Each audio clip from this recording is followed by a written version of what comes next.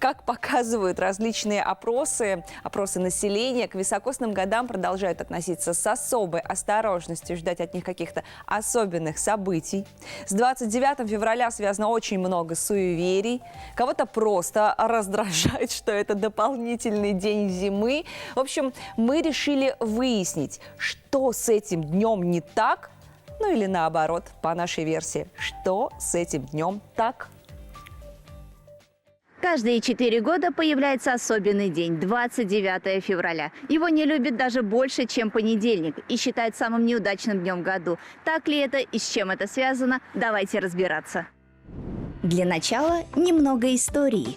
Во время правления Юлия Цезаря в феврале было 30 дней, а в августе – 29. После него Октавиан Август в честь своего месяца отобрал целых 2 дня у февраля. Но в итоге изменения календаря все равно закончились тем, что в високосном году у февраля появляется 29-й день.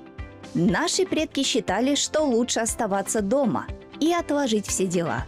Есть и полезные приметы. Туман или снег 29 февраля к хорошему урожаю летом. Вспомните, что вам снилось в этот день. Говорят, сон вещий и скоро сбудется. А в некоторых странах 29 февраля женщины могут делать предложение мужчине, а в случае отказа он должен заплатить штраф. Возможно, кого-то это вдохновит.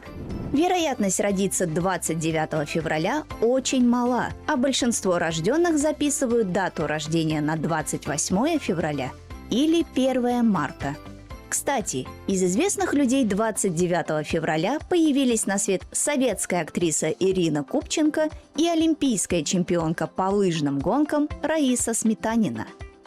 Также это Международный день травмы от повторяющихся нагрузок. Если вы в процессе работы над физической формой к лету, то будьте осторожны.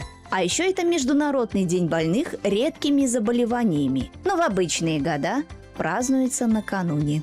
На 29 февраля выпадает довольно мало значимых событий, праздников или традиций. Зато он окутан мистикой. Узнаем, как к нему относятся. Я вообще не знала, что это мистика. Я впервые слышу про этот день, вот честно скажу вам. Что есть такой способ? А вы как относитесь? Нормально, как обычный день. Для меня, наверное, это обычный день. Отношусь хорошо. Плюс еще один день к календарю. На самом деле 29 февраля – это просто еще один день в году и отличная возможность полезно провести время. А уж как? Каждый выбирает сам. Люция Галиева, Вахид Халимов, программа «Салям».